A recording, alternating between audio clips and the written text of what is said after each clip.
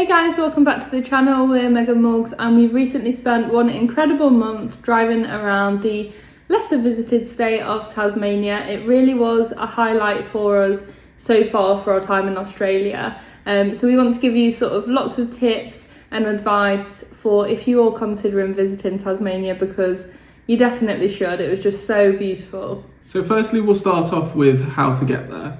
So you've got really two main options. You can fly from the mainland. Most flights leave out of Melbourne. If you're coming sort of from Sydney, you'll probably have to fly to Melbourne and then fly from Melbourne. And you can either fly into Launceston in the north or Hobart in the south.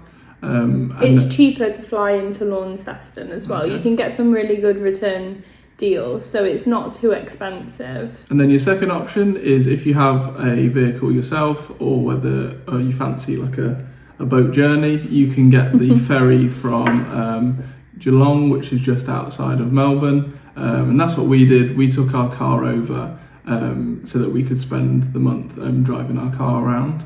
I'd probably recommend flying if you haven't got your own car, just because like that sea crossing in particular can be pretty choppy and uncomfortable. So yeah, and also it takes like 10 hours. Yeah, it's a long day. Yeah, it's like we were setting off at like 8:30 and then not getting off the boat probably, and like driving off probably till like 7:30 after like everyone's got off and stuff. So yeah, we'd recommend taking a flight if you're not sort of planning on taking your own car. Following on from this, we will talk to you about how's best to get around the island. So we highly recommend that you either take your own or hire some transportation, whether that be sort of a small car, like a van or a big car with rooftop tent. There's so many different options, but I do think public transportation is quite limited, so really you do want the freedom of having your own vehicle. There are some other ways of doing it as well. For example, we saw quite a lot of tours going on around the island. I'm not 100% sure how these work, but there was plenty of them bringing tourists around. They might sort of do like a week or 2 week tour on the bus sort of thing, stopping off at different places. But again, we're talking about having that freedom to go all the places that you wanted. And that's why we'd recommend having your own vehicle. As for your accommodation on the island, it's ideal to have a mode of transport with your accommodation inside, like a camper, car with a rooftop tent, or we've got the back seats of our car converted into a bed. That's how we've been getting around Australia. But it really is ideal because you don't have to sort of worry about booking places and things like that. But if you are sort of trying to stay around in hotels and then you'll maybe drive your own car, there's plenty of options to do so as well. We also saw a number of people driving around in cars and then sleeping in a tent. So there really is a lot of different options, and it doesn't have to be particularly expensive. We had a number of nice free donation-based or paid campsites, and we didn't really spend a lot of money on that. So you can do it in an affordable way. I think the initial cost of maybe renting the vehicle and your flights over to the island are maybe what puts people off, because it's not quite as accessible as maybe like the East Coast and other areas to travel. However, with us having such a good experience, we really would recommend it, and it is worth the cost. I will say, if you are planning on sort of staying in bunkhouses or hotels, hostels, that sort of thing, depending on what time of year you're going, I would look to sort of pre-book that in advance, because during that summer window, because the weather is so good and it aligns with school holidays, it really is quite busy in certain areas. So it's definitely just something to think about to make sure you are getting sort of the cheapest and best accommodation options available. On the topic of weather, we were there for sort of the latter half of January and the first half of February for our month, which sort of aligned with that summer window. And also the second half of our trip, schools had gone back, so it was definitely like a notable difference in the amount of tourists. But we were so lucky with the weather. I mean, even better than we could have imagined. We had blue skies for most of the days, even in Cradle Mountain, which is far and few between. So I do think if you are going to Tasmania, I would prioritise going in sort of summer or shoulder season, just to make sure you are getting the most out of your trip. And even then, I don't think the weather can be guaranteed. Like Megan said, we were really lucky, and for that reason we kind of recommend that if you're going to pack like a wide variety of outfits and stuff, you want to be packing for sort of like mid-teens, sort of like quite a chilly day sort of weather, as well as, you know, having stuff if it's sort of like 25, 26. We didn't have any days that were like particularly scorching, did we? No. Like nothing like over 30 or anything like that. But like Megan said, it's just like we didn't have barely any rain. And on the same note as well, the evenings can get quite cool. So some nights we were really quite cold in the car. Like jumpers. So definitely take those extra layers. You know, if you are camping, maybe take a really good quality sleeping bag, just because you never know what you're going to get, especially in those sort of more alpine regions near Cradle Mountain, for example. Now we'll go through with you our routes, so how we plan to get around the island. Now, we actually got around the island sort of like quicker than what we had expected to on our first half. And we planned it so we'd sort of do the east side of the island first, and then travel up towards our pet sit, which was near Launceston. Yeah. We had a week there, and then we would do the west side of the island in whatever configuration worked out best with the weather, basically. Just because we wanted to prioritise Cradle Mountain at a period when we would have the best weather. Yeah. It turned out that the whole of the trip was good weather, but I mean, I think if there's particular places that on your Tasmania itinerary that you're really looking forward to seeing, with the unpredictability of the weather in some of these areas, we'd really recommend that you know, look at the forecasts in advance and then plan your trip around that. Because being in Cradle Mountain when it's like beautiful blue skies, it just takes it to another level. One interesting thing that we did sort of figure out from our time in Tasmania is that generally when the weather in the west is good, it's sort of not so great on the east coast and vice versa. So it does work out quite well for itinerary planning, because when we were in Cradle Mountain the weather was great and the weather in Bruny wasn't so good. So it made it quite easy to sort of figure out which way round we wanted to see those places. We started off our trip from Devonport, where the ferry arrives, went across to Launceston, and then over to the east coast to the Bay of Fires area. Yeah. We had some beautiful nights, sort of just camping down the coast, and then we kind of just continued all the way down to the Tasman Peninsula, was it, at the very bottom of that area? Yes. There were some amazing stops along the way. Just those campsites on the Bay of Fires were so beautiful, and then we had a really nice time in Fraser National Park and did the Mount Amos hike with the views over Wineglass Bay. Which is stunning, but also quite tricky. Yeah, it's a very like, kind of a bit like technical and kind of very like steep and a bit dangerous if anything. But yeah, it was worth it for the views, but you definitely wouldn't want to be doing it on like a rainy day or anything like that. And yeah, we continued down to the Tasman Peninsula after that and had there was some beautiful viewpoints, and we did a couple of hikes and things like that. It was really lovely before sort of heading across then sort of towards the Hobart area. We also on that leg visited Bruny Island, which you can actually camp on the island, which would probably be a great experience. We decided to go for the day and we did 2 hikes, and we managed to see a mum and a baby wombat despite the weather not being so great. But then we sort of finished that leg in Hobart. Obviously we went up to Mount Wellington for the iconic view over the city, and then we headed up through the middle. One thing I would make sure you are looking at when you are planning your Tasmania trip is the roads. So don't assume that every road is paved. That's not the case. No. You know, we ended up down a few gravel roads, and honestly we just made the decision to turn back because it would have added so much time to our journey to keep driving along them.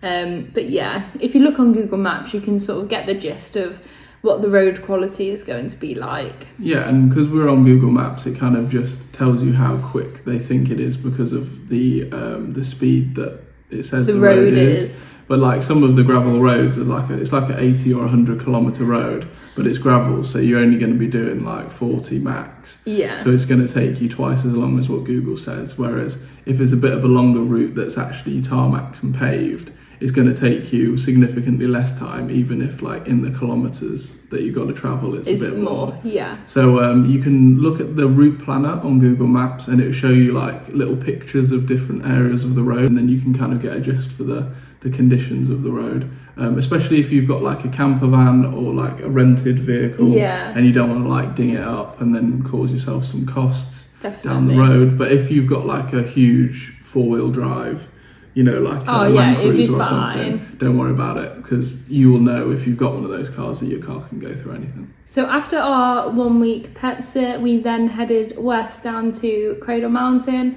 We spent a lot longer there than what we thought. We actually had 3 days there, and honestly it exceeded our expectations. We loved the hike in there. We were really fortunate with the weather. We had wombat, echidna, wallaby encounters. We saw some pademelons. It's just a stunning location, and really for how beautiful it is and how accessible it is, I don't think it was too touristy at all. I think maybe during the school holidays it would be a place that lots of people like flood to. Yeah.